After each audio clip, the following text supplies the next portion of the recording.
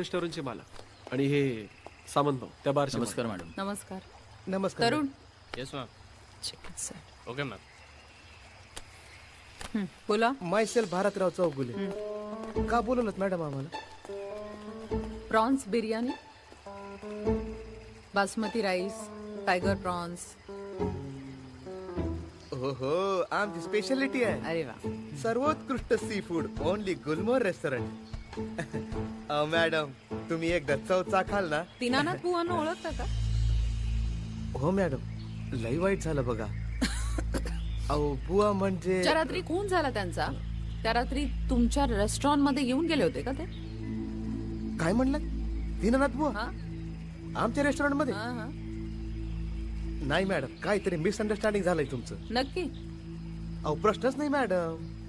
आमचं मांस मच्छीवालं हॉटेल आणि बुवा म्हणजे आठवलं का? काय पोस्टमार्टम मध्ये त्यांनी जी प्रॉन्स बिर्याणी खाल्ली होती ना, ती पचली नव्हती. हो मॅडम आले होते.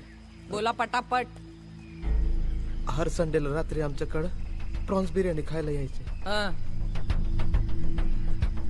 मग त्यांना लय- हर संडेला ते तुमच्याकडे प्रॉन्स बिर्याणी खायला यायचे आणि हॉटेलमधल्या एका पण माणसाने त्यांना बघितलं नाही?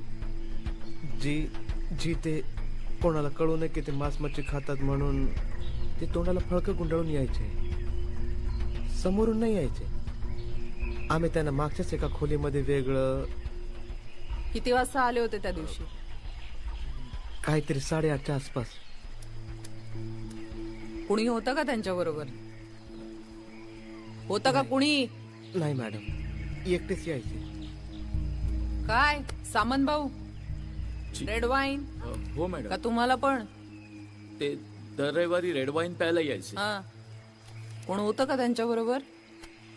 जी छोटे पुजारी होते. छोटे पुजारी? हो मॅडम. तो देवळात राहतो मॅडम, त्यांच्यासोबतच काम करायचं. आणि त्याने नाही पाहिलं बुवांना असं सांगितलं त्या दिवशी. मग हे काय सांगतात छोटे पुजारी होते म्हणून? जा घेऊन या त्यांना. आवडे बोला बोला. हा मॅडम. काय म्हणत होते त्या दिवशी? म्हणजे ते